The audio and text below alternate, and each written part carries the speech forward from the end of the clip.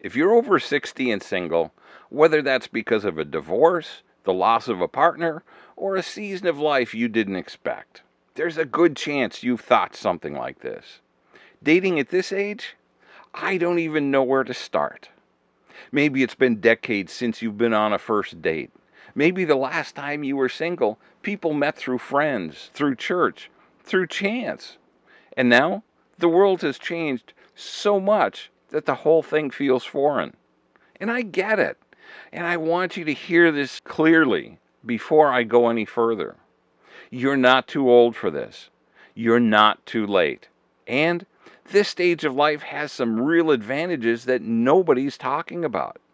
Stay with me because what I'm about to walk you through might completely change how you see dating at 60 and beyond. I've been coaching midlife singles for more than a decade now, and I've been single myself for 16 years. So I'm not giving you any advice from a textbook. I'm giving it to you from the road. And here's what I've seen over and over again. The people who struggle the most with dating after 60 aren't struggling because of their age. They're struggling because they're trying to date in 2026 using rules they learned in the 1970s and 80s. That's not a criticism. It makes complete sense. Those were the rules that worked when you were young.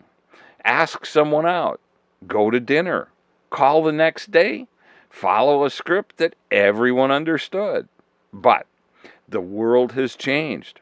How people meet has changed. How people communicate has changed.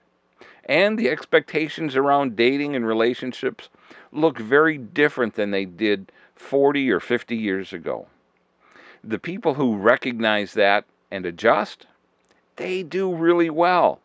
The people who dig in and insist on doing it the old way, they get frustrated, they get discouraged, and eventually a lot of them just give up. You don't have to be a part of that second group. Let me walk you through what actually makes dating over 60 easier than most people think. At 25, you were still figuring that out. You were building a career, maybe raising kids, trying to be what everyone else needed you to be. Your identity was still forming.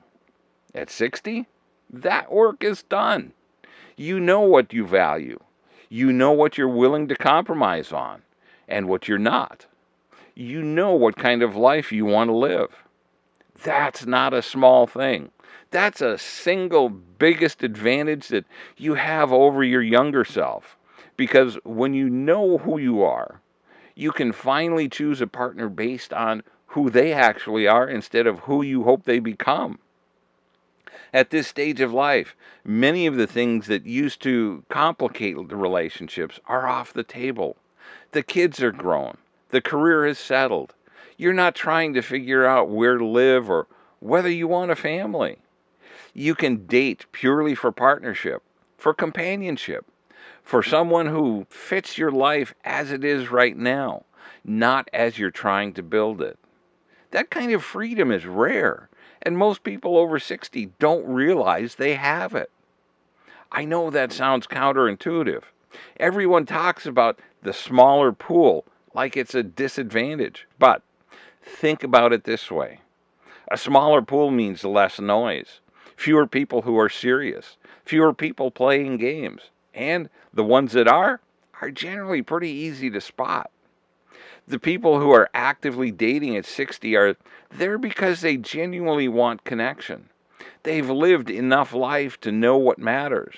You're not sorting through hundreds of people who aren't sure what they want. You're meeting people who've been through enough to know exactly what they're looking for. That's not a disadvantage. That's a head start.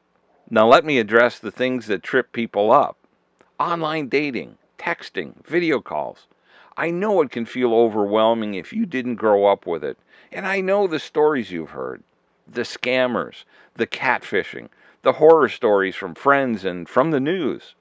Those things are real, but they're not the whole picture. Somewhere between 30 and 40% of all relationships today start online. That includes people our age. The technology isn't going away, and learning to use it doesn't mean abandoning who you are. It just means meeting people where they are. You don't have to become someone you're not. You just have to be willing to show up in a space that's new to you. That's courage, not compromise. This one might ruffle some feathers, but it needs to be said. A lot of people over 60, especially women, were raised with the expectation that men initiate everything. He asks for the number. He plans the date. He makes the first move. And there's nothing wrong with that tradition in the right context. But here's the reality. Men over 60 are dealing with the same fears you are. I'll be honest with you. As a man who's been single for 16 years, initiating a conversation or asking someone on a date can still be a struggle. Not because I don't know how, because nobody wants to feel rejected. And even though I know intellectually that a no just means she doesn't know me yet, or that she recognizes we're not a good fit, and that she's not rejecting me as a person, it still stings. So when both people are willing to be proactive, willing to show interest, willing to meet each other halfway, everything changes. The pressure drops. The connection becomes more natural. And nobody's sitting at home wondering why the phone isn't ringing. Here's what I want you to walk away with. Dating after 60 isn't harder. It's different. And different doesn't have to mean worse. It can mean better if you're willing to let go of the rules that no longer serve you and lean into the advantages that this stage of life actually gives you. You know yourself. Your priorities are clear. The people in the dating pool are serious. And you have more freedom to choose purely for compatibility than you ever had in your life. That's not a consolation prize. That's a genuine advantage. Use it. Now, I wrote my book, Dating Backward, to help you do exactly that. It's a complete framework for approaching dating at this stage of life, with clarity, intention, and confidence. It walks you through how to identify what you actually need, how to evaluate the people you meet, and how to build something real instead of repeating the patterns that didn't work before. It's available on Amazon, and the link is in the description below. Now, if this resonated with you, subscribe. In my next video, I'm going to talk about the real reason relationships keep failing after divorce, and it's probably not what you think. Subscribe so you don't miss it.